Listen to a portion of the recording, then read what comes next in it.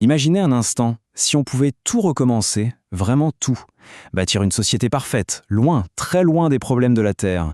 Eh bien, c'est exactement le pari un peu fou qui est au cœur du roman de science-fiction dont on va parler aujourd'hui, Voyage vers Pana de Dominique Desharens.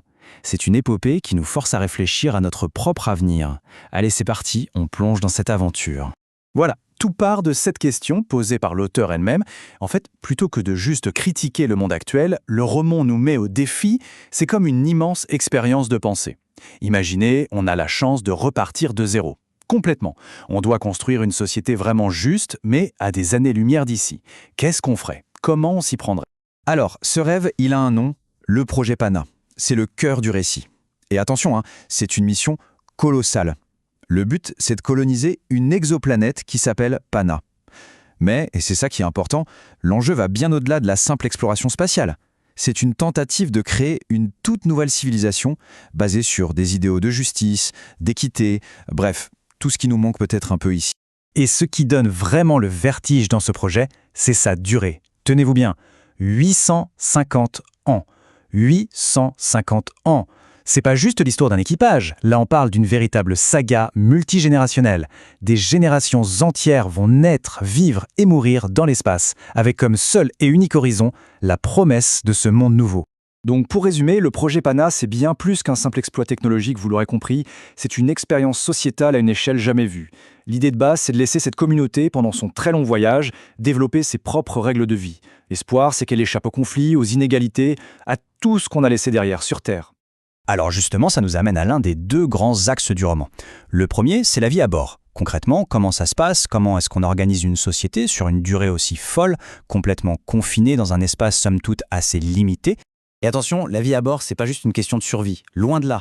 C'est fascinant de voir comment une culture unique et super riche se développe.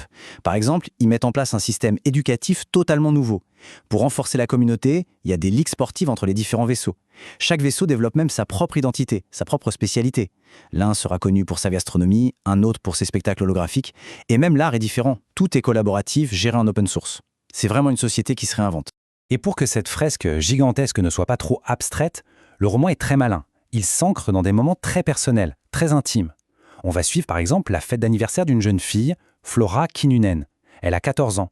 Et sa fête, ce n'est pas juste une fête d'anniversaire. C'est un vrai symbole pour toute la communauté. C'est le signe qu'une nouvelle identité est en train de naître, l'identité panéenne. Ok, ça, c'était pour la vie dans l'espace. Mais il y a un deuxième axe narratif, tout aussi important, c'est la question « Et pendant ce temps, sur Terre, que se passe-t-il ?» Parce que la Terre, elle, ne disparaît pas comme par magie. Son évolution continue et elle va influencer la mission, même à des années-lumière de distance. L'organisation qui a lancé tout ça, le consortium Citrave, elle n'est évidemment pas à l'abri des problèmes sur Terre. Elle va devoir s'adapter, évoluer. Au début, face à l'instabilité, elle va même intégrer des mouvements citoyens. Mais ensuite, les choses se compliquent. Des partenaires financiers se retirent, la pression augmente.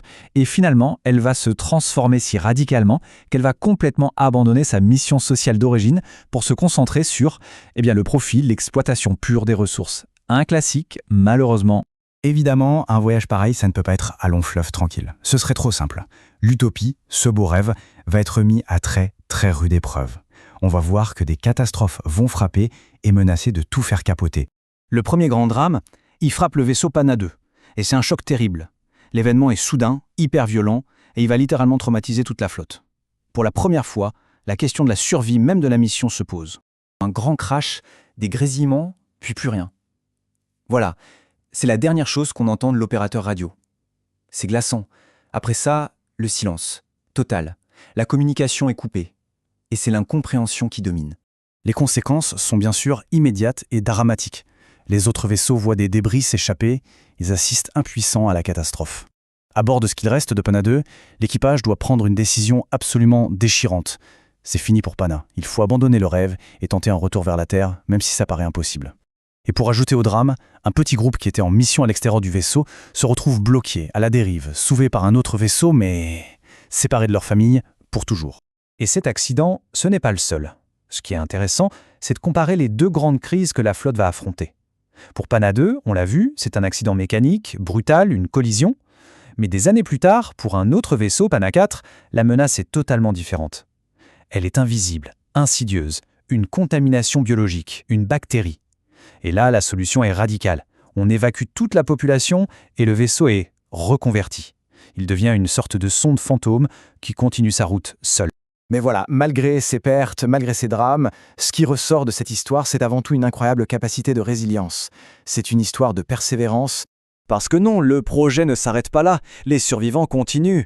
Ils persévèrent. Et ce n'est pas tout. Depuis la Terre, qui n'a pas abandonné, une deuxième puis une troisième flotte sont lancées pour les rejoindre. Et enfin, après des siècles et des siècles de voyages, le message que tout le monde attendait arrive enfin. Les premiers vaisseaux, les pionniers, annoncent qu'ils approchent de Pana. Et tout ça, ça nous ramène à la grande question que pose finalement ce roman. Est-ce qu'une utopie, une société parfaite, peut vraiment survivre à un voyage de 850 ans à travers le vide? L'idéal du début, cette belle idée de créer une société meilleure, est-ce qu'il a résisté aux catastrophes, aux drames, aux centaines de générations qui se sont succédées dans le huis clos de l'espace? Eh bien la réponse à cette question, elle se trouve évidemment dans les pages de Voyage vers Pana. Si on veut découvrir la suite de cette épopée incroyable, il faut savoir que c'est un roman qu'on peut trouver en ligne.